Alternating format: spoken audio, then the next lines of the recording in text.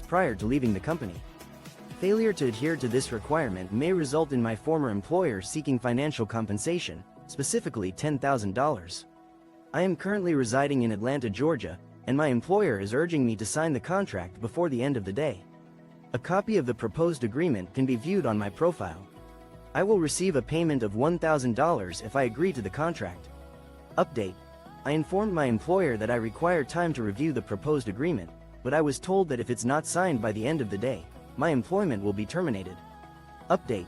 I signed the agreement, and I have begun to plan for my departure from the company. I did a 7-year stretch in prison for embezzlement, and during my time my anus was violated as I was sexually assaulted on 3 occasions. No one cares when it happens to a convict. I was convicted of embezzlement and fraud in 2009 and was incarcerated until 2016. I have now changed. During my 7 years of incarceration for a conviction related to financial mismanagement, I was subjected to unimaginable trauma. 3 instances of brutal sexual assault left me physically and emotionally scarred. The pain and helplessness I endured were met with apathy and indifference from those in authority. My journey began with a conviction for embezzlement and fraud in 2009, resulting in a lengthy prison term that ultimately ended in 2016. The experience left an indelible mark on my life. Today, I've worked tirelessly to rebuild my life and create a sense of normalcy. I'm married with 2 children, but I've chosen to keep my prison experiences, including the traumatic events I suffered, a secret from my loved ones. My inability to defend myself during those ordeals weighs heavily on my conscience, and the knowledge that the correctional officers who failed to intervene didn't seem to care has left me with lasting emotional scars. I'm finally taking the first steps towards healing by starting counseling later this month. It's a long overdue acknowledgement of the pain I've endured and a necessary step towards reclaiming my life. The thought of people trivializing my experiences is particularly hurtful, a painful reminder of the trauma I've faced. TLDR, recounting a story about how NMOM made me eat my own vomit to my in-laws. I've heard her tell the story so many times, I feel like I can see it in my head. We were at a Mexican restaurant and I wasn't hungry, but she was forcing me to eat. I started gagging and threw up on a haunting memory my in-laws now carry, a story that has been etched in my mind due to my mother's repetition of it. I recall a particular evening when we dined at a Mexican restaurant, and despite feeling unwell, she insisted I eat.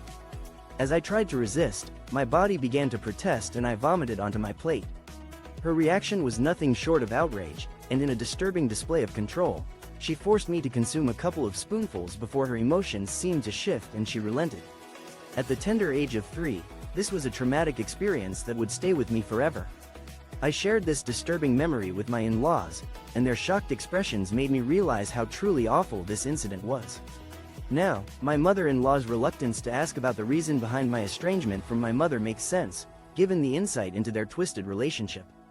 Husband accused of touching my niece. 3 years ago, my niece came out and accused my husband of groping her on her left boob 3 years ago when he thought she was sleeping. She was 9 at the time. She said it was the only time. The cops, CPS, is involved. No one has come to our house. A decade-long marriage hangs in the balance. A devastating accusation has shaken my world. My 9-year-old niece has come forward, claiming my husband inappropriately touched her left breast 3 years ago while she was allegedly asleep. This alleged incident occurred when she was just 9 years old. The local authorities and Child Protective Services are involved, but my husband remains unaware of any impending visit. He vehemently denies the claims, but I'm grappling with the reality of this situation. My father, who has been taking care of my niece, is attempting to downplay the issue and distance himself from our family. His actions have left me reeling and feeling heartbroken. After 13 years of marriage, I never thought I'd question my husband's integrity. My niece's accusations have left me searching for answers. Why would she fabricate such a serious claim? I'm torn between my love for my husband and the possibility that he may have committed this heinous act. I'm struggling to come to terms with the fact that our marriage may be irreparably damaged. What should I do? Hawaii is a state. No, you do not need to exchange your money. We use American dollars. No, you do not need to bring your passport. Your American driver's license will work in another state. Yes, the majority of people speak English. Yes, we have cars. Yes, people live and work on OW. The reality of living in Hawaii, in fact, is a part of the United States of America. There's no need for currency exchange when visiting, as we utilize the US dollar. It's also not necessary to bring a passport, as a valid American driver's license serves as a form of identification in this state. A common misconception is that English isn't widely spoken here, but the majority of locals communicate in the English language. You'll also find that vehicles are an integral part of transportation on the islands. Not to mention, people reside and work on every island, contributing to the state's diverse communities. As a historical fact, Hawaii has been the 50th state of the United States since 1959, having achieved this status after being a territory for many years. Puerto Rico, for instance, currently holds the status of a U.S. territory, much like it did prior to Hawaii's statehood. If you're interested in learning more about this topic, I recommend picking up a book. I'm sharing this information primarily because I'm a native of the islands, and I've had to correct this misconception numerous times over the past 13 years. 8-month pregnant girlfriend of 8 years left in the middle of the night back to her family's home in Germany, had our daughter and didn't put me on the birth certificate. I'm obviously devastated and it's been a year now. Does anyone have any suggestions on where to go from here? After 8 years of a committed relationship, my 8-month pregnant partner suddenly left our home in the dead of night and returned to her family's residence in Germany, giving birth to our daughter without including me on the birth certificate. A year has now passed, and I'm struggling to come to terms with the situation.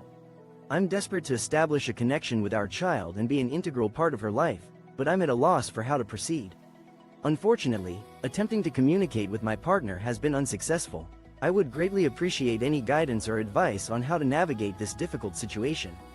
My emotional well-being has been severely impacted, and I'm starting to feel a deep sense of sadness that's affecting my daily life. I'm seriously considering seeking professional help to manage my depression and find a way to move forward. I've tried contacting local family courts and lawyers to discuss my options, but so far, I haven't received any clear guidance. I'm worried that without any formal rights or involvement, I might be left with limited opportunities to interact with my child. I've been exploring the possibility of seeking international child support and possibly seeking legal counsel in Germany. However, the process seems complex, and I'm unsure of the best course. My husband finally caved and admitted he doesn't have cancer. He was seeing an endocrinologist for an unrelated condition, gender dysphoria, and was using the money from our second mortgage and GoFundMe for treatment. I am a financial burden lifted. A recent turn of events has brought relief to our family, as my spouse has come clean about not having cancer. Initially, they were consulting an endocrinologist for a separate issue related to gender dysphoria. In an attempt to secure funding for what was believed to be a life-threatening condition, they had taken out a second mortgage and set up a GoFundMe campaign. Now, I have taken steps to address the financial implications of this situation. I have scheduled a meeting with a divorce lawyer, who plans to recommend another professional to help me navigate the substantial debt we've accumulated.